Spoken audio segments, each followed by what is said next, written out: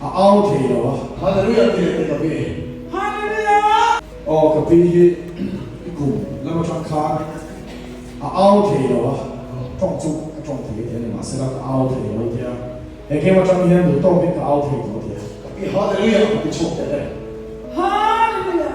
hallelujah thì cái gì hallelujah yang terlalu cuan kalau afar sang cini memang banyak saya nak cuan yang terlalu kan thì aku lebih kan dia kan sampai tapi yang tahu deh kalau lagi ni kum dia macam kan para baik dia kan sampai amen amen lepas itu kita proses kum dia kan dia asma le aku kita pun kita so dia aku telo dia aku telo buka soalnya saya kan aku ni mereka saya kan tu aku belum sempat sore saya dia berek sih Zoom harus ada solusi mereka. Amen. Lepas itu kita proses. Saat kita mahu kita saat mahu kita ini mereka. Soal saya tak kami masih. Kalau saya tak mereka. Amen. Lepas itu Cyber accident. Apa dia pakai apa? Kusuk cyber accident apa ni? Kensan soal curai itu. Bukan. Amen. Lepas itu kita proses. Belum bisa ini apa na faham ni aqua section na so apa ni among cakap lawa.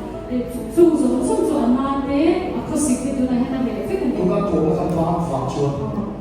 Jadi kau sikit aku cakap ni deh. Ada efek tak?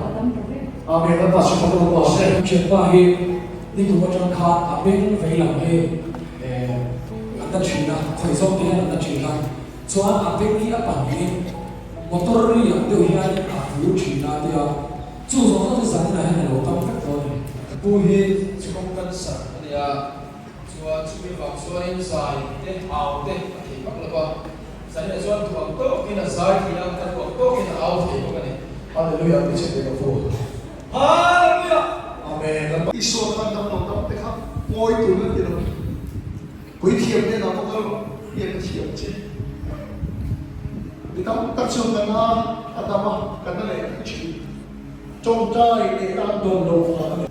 Isu boleh kan bidel isu koyak tinggi beri kalau nak buat beri pot kalau nak buat.